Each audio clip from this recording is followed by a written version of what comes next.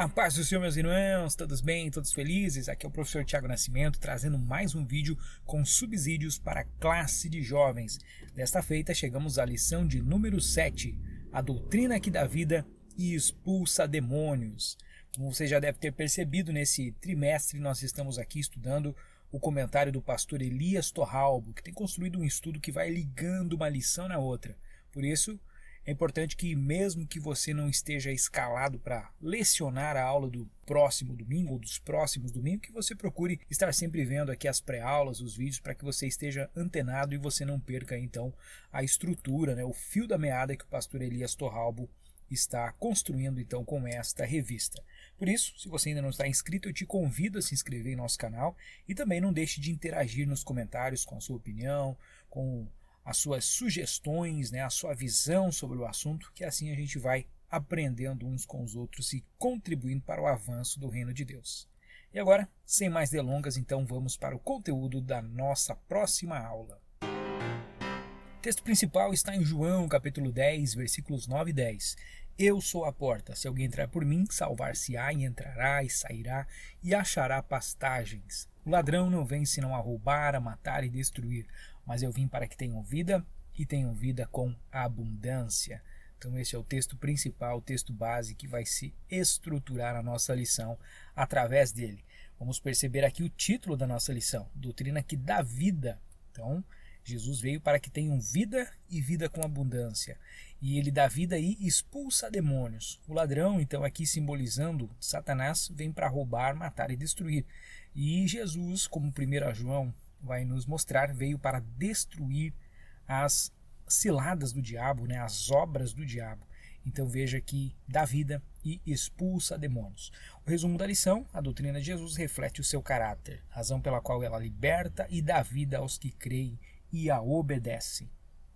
Para você que está assistindo esse vídeo, na preparação da sua aula, como sempre, eu recomendo fazer a leitura de cada um dos textos sugeridos na leitura semanal, observando sempre o seu contexto, os versículos anteriores e posteriores, que isso vai te dar uma visão mais completa de cada passagem. De preferência, eu sugiro que você inclua esta leitura semanal diária no seu devocional. É sempre importante o professor de EBD cultivar a sua espiritualidade.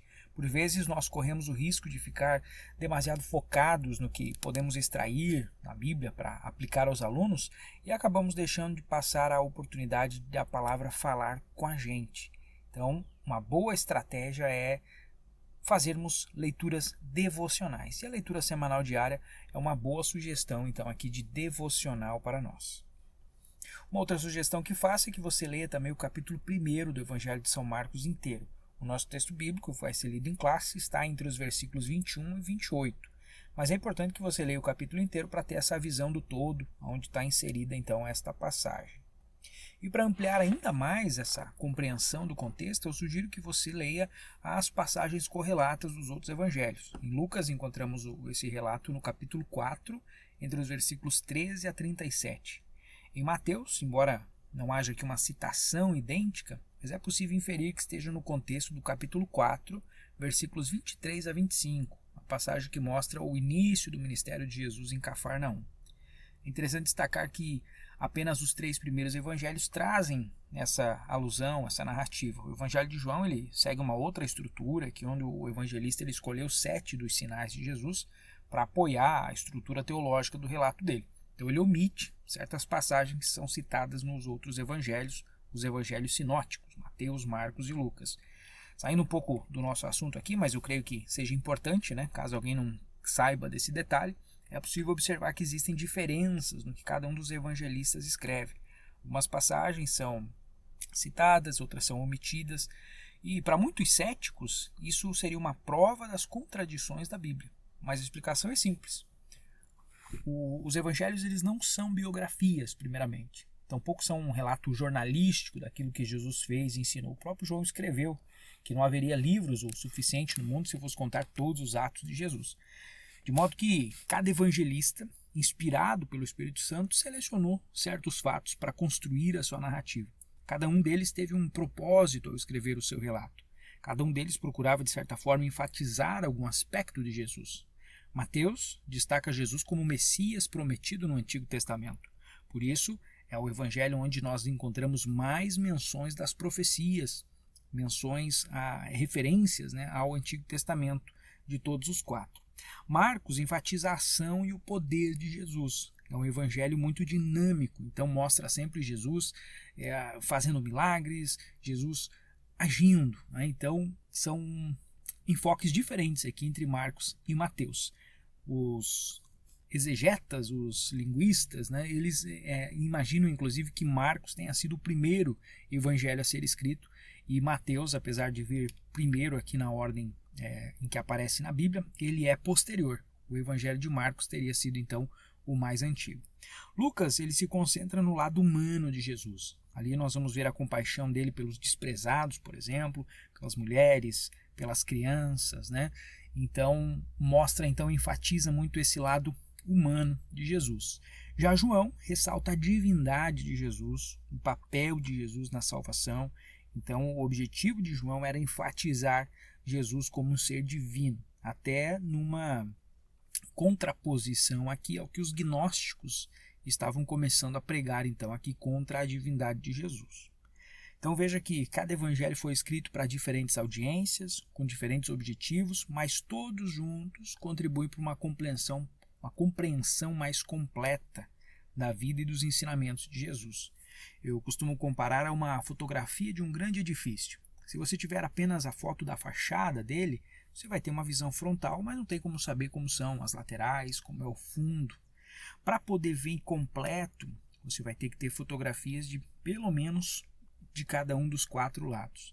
E os evangelhos são essas fotografias. São 4 relatos diferentes do mesmo Cristo, do mesmo edifício, cada um enfatizando um aspecto, para que lendo os 4, através da iluminação do Espírito Santo, nós cheguemos ao conhecimento da verdade, conheçamos Jesus de fato, e conforme o próprio Jesus ensinou, quem vê o Filho, vê o Pai que o enviou. Glórias a Deus.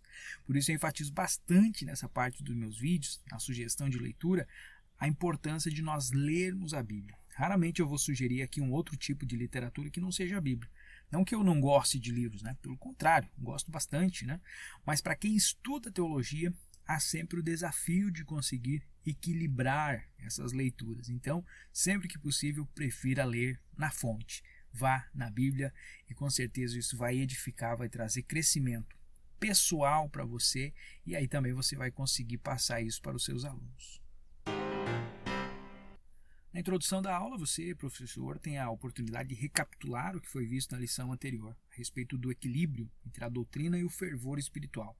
Aqui você vai citar Jesus como exemplo de alguém que demonstrava esse mesmo equilíbrio no tocante à doutrina e às obras. Diz aqui a nossa introdução, por intermédio do ministério terreno de Jesus, podemos ver que doutrina e obras caminham unidas. As obras realizadas pelo Senhor revelam o seu caráter e a natureza da sua doutrina. Então, você pode, inclusive, iniciar um debate aqui com seus alunos, uma interação, um diálogo, mas como eu já falei em outros vídeos, cuidado com o tempo. A introdução precisa ser breve, porque o foco da nossa aula é abordar o conteúdo de uma forma tranquila, compassada, de modo que o aluno venha de fato a compreender o assunto. Então, fica a seu critério. Mas eu faria perguntas retóricas aqui, para despertar a curiosidade, e finalizaria dizendo que essa lição vai trazer então a receita para adquirir esse poder e essa autoridade. Por falar em conceito, primeiro tópico, a autoridade da doutrina de Cristo, o conceito de autoridade. Aqui você pode usar a seguinte ilustração. Imagine que é madrugada, você está dirigindo um enorme caminhão por uma estrada escura e deserta. De repente você vê um policial com a sua viatura parada na beira da pista, e ele levanta a mão e faz um gesto para você parar o caminhão. Nesse momento, provavelmente você vai pisar no freio e vai obedecer às instruções aqui do policial, certo? Agora vamos imaginar uma situação um pouco diferente. Você está na mesma estrada, na mesma hora, no mesmo local, mas dessa vez não tem um policial por perto. Você vê um estranho parado na beira da pista e essa pessoa levanta a mão, faz o mesmo gesto que o policial faria. Mas e agora? Você pararia? Então você traz essa ilustração aqui para os seus alunos, deixe que alguns alunos respondam ali e depois você comente, né? Por que isso acontece? Provavelmente a maioria de nós não pararia, né? Porque não é o gesto que leva a obedecer. O que faz com que nós paremos quando a mão é erguida é porque nós reconhecemos a autoridade do policial através do seu uniforme, do seu distintivo, e essa autoridade vem do fato de que ele foi designado pela sociedade para aplicar e fazer cumprir as leis. Ele em si, então, está aqui como um representante, né? Ele está autorizado aqui, está habilitado para proceder dessa forma. No caso de Jesus, as pessoas que o ouviam reconheciam a sua autoridade, conforme nós vamos ler em Mateus 7, 28 e 29. Os escribas e fariseus, que são aqui citados pelo povo, né, eles costumavam citar outros rabinos para conferir autoridade ao que diziam. Aquilo que nós chamamos então do argumento da autoridade. Né? Mas Jesus não precisava disso, porque a autoridade dele vem do fato de que ele é Deus. Do mesmo modo, os seus ensinos não se baseiam na tradição de homens, como os rabinos, mas se baseia na verdadeira doutrina, a palavra de Deus. Então, nos subtópicos seguintes aqui, você vai trabalhar com os jovens o fato de que essa autoridade foi dada a nós. Mateus 28, de 18 a 20, aqui nas últimas instruções de Jesus, ele primeiramente reafirma a sua autoridade, né? Todo o poder no céu e na terra. Depois ele transmite essa autoridade aos discípulos. Portanto, ide, fazei discípulos. E ele explica como que isso vai ser possível. Eis que estou convosco todos os dias até a consumação dos séculos. Então perceba que a presença de Jesus conosco, que é o nosso distintivo, o nosso uniforme, a viatura que nós precisamos para fazer as obras que ele fez, para ter a autoridade que ele teve. O pastor Elias Torralbo comenta no livro de apoio que, do ponto de vista pedagógico, Jesus foi um grande pregador, um grande ensinador, mas ele não se destacou como um pregador extraordinário apenas por isso. Né? Não foram os seus dotes físicos aqui, né? Materiais, concretos, mas por causa da autoridade da sua doutrina que vinha da sua natureza divina. Isso é, de quem ele é, o próprio Deus encarnado. O fato de que Jesus é o Filho de Deus conferiu autoridade aos seus ensinos, tornando-os aceitáveis, admiráveis e, principalmente, dignos de toda a aceitação. Nesse sentido, para aqueles alunos que responderam positivamente à pergunta inicial, né, se eles queriam fazer as obras que Jesus fez, aí está a receita. Precisa também desenvolver em si o caráter que Jesus tinha. Algo que nós vamos conseguir, conforme o salmista menciona, né, como purificará o jovem o seu caminho, observando conforme a sua palavra. Quando aprendemos e praticamos a verdadeira doutrina, isso vai nos tornando cada vez mais parecidos com Cristo e vai nos habilitando a fazer as obras que ele fazia, a fim de gerar os efeitos que daí vêm, né? A salvação e a vida para todos aqueles que necessitam. Tópico de número 2, a doutrina de Cristo dá vida ao homem. A morte, a qual a doutrina de Cristo vem trazer a solução, é a morte espiritual. Quando Deus criou o ser humano, a vida era uma realidade e a morte era apenas uma possibilidade distante. Infelizmente, após a queda, por causa, e podemos dizer através do pecado, nós entramos na era da morte. A teologia paulina explica muito bem isso. Todos pecaram, destituídos estão da glória de Deus. O salário do pecado é morte, mas o dom gratuito de Deus é a vida eterna, conforme o livro de Romanos, né, mostra. Então, o Espírito de vida em Cristo Jesus me livrou da lei do pecado e da morte. Então, a morte da qual o Espírito de vida em Cristo nos livra é a morte espiritual. E morte espiritual nada mais é do que a condição de todo homem perdido. Ele está longe de Deus, está escravizado aos seus próprios desejos pecaminosos, está escravizado pela opressão de Satanás. E a esse Satanás, né, pertencem então todos aqueles que são inimigos de Deus. Mas conforme nós já lemos aqui 1 João 3,8, Cristo veio para desfazer as obras do diabo, tal como está lá no versículo chave então, da nossa lição, né? Trazer vida e vida com abundância. E o que vem a ser essa vida em Cristo, do subtópico 2? De forma bem resumida, podemos dizer que é o restabelecimento daquela comunhão perdida.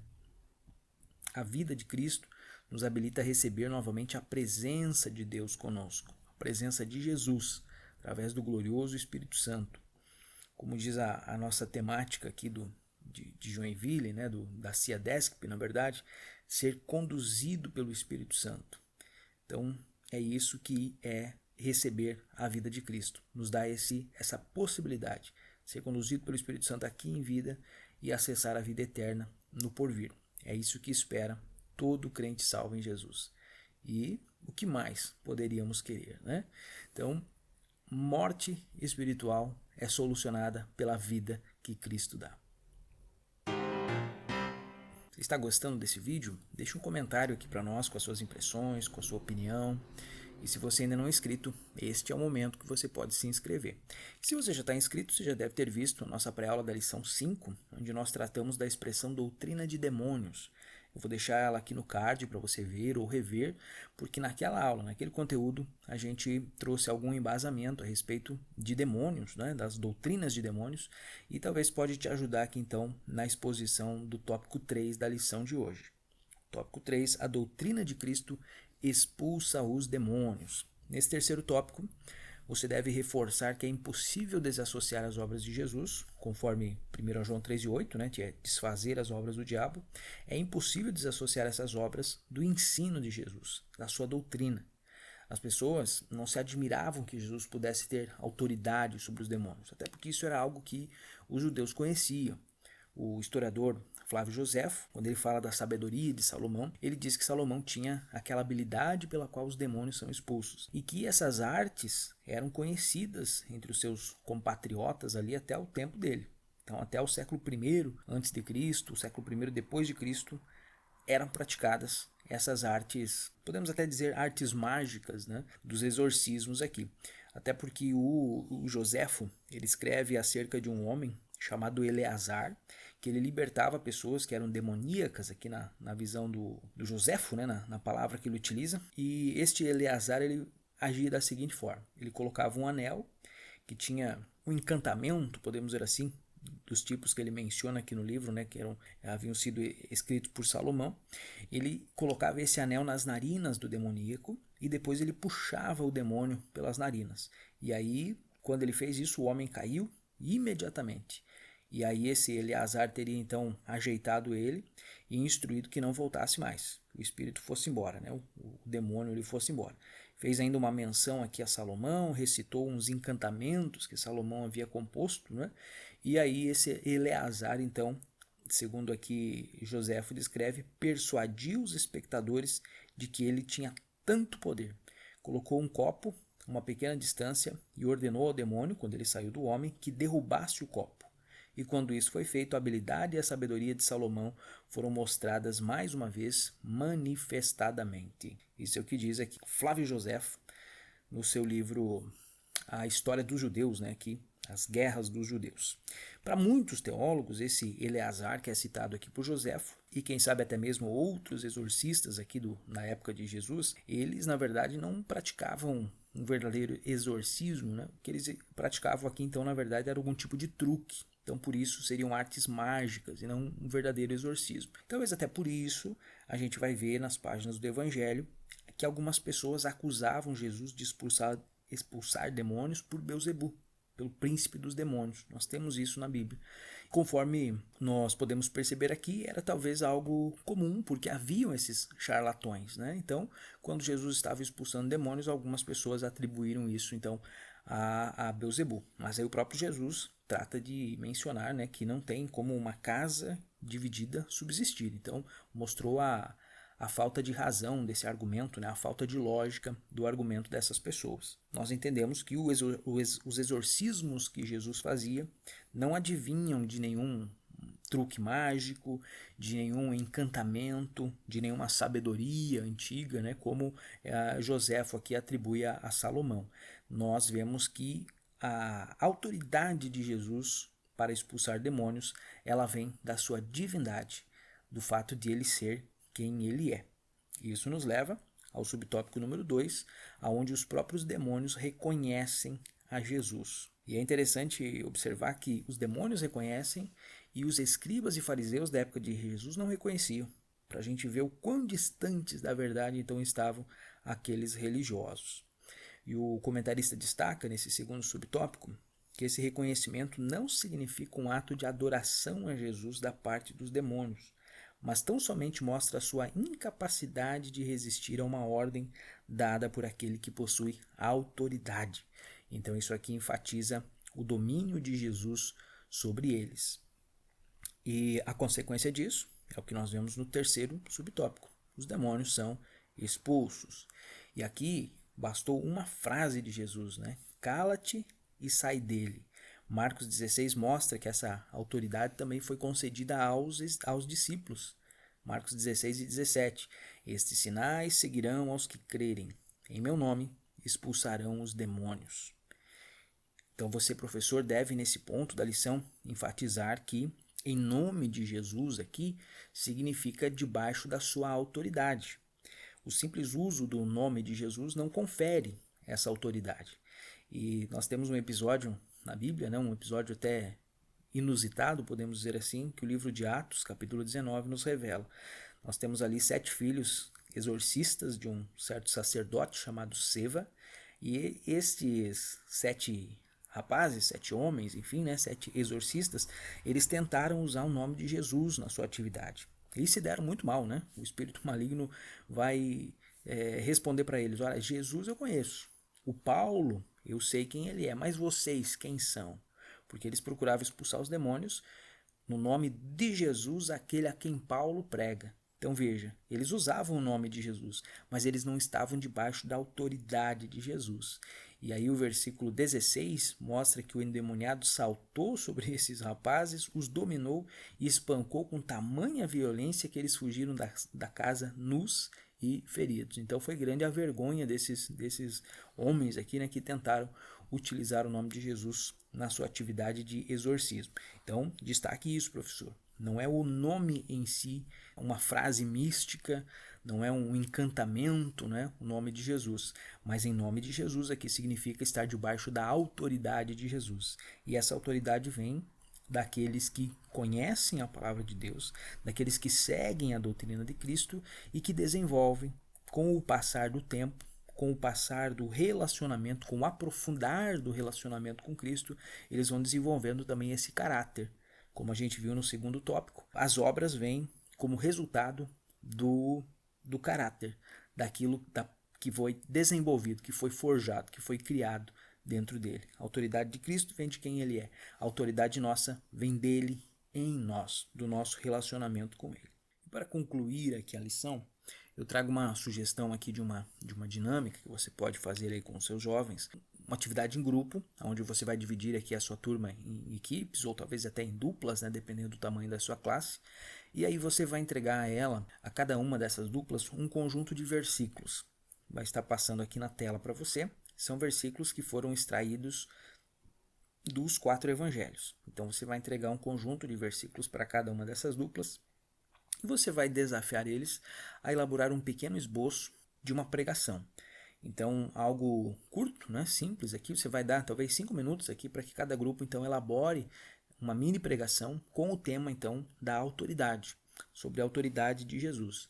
Então observem que tem aqui separados, né, esses versículos, e com base nesses versículos eles podem talvez complementar, né, utilizar outra passagem que possa ser adicionada, mas o desafio é esse. Em cima desses versículos eles vão elaborar aqui uma pregação, vão criar um esboço e vão apresentar essa pregação aqui então, ou essa exposição da palavra, enfim, né, esse estudo para os seus colegas aqui de classe.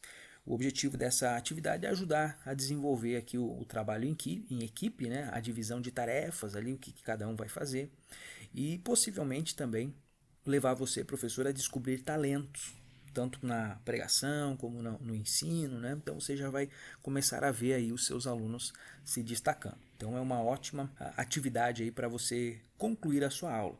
Às vezes o jovem gosta de participar e durante a exposição do conteúdo ele não tem muito espaço, muito tempo para isso. Então no final você reserva aí uns minutinhos para que eles também possam falar daquilo que eles aprenderam, daquilo que eles foram ministrados, né, durante a exposição aí da sua aula. E aqui está a conclusão da sua aula. Eu enfatizo aqui que você instigue os seus alunos a se aplicar a conhecer a Jesus Cristo. Como diz aqui, muitas pessoas tratam as obras de Jesus sem que se leve em consideração seus ensinos.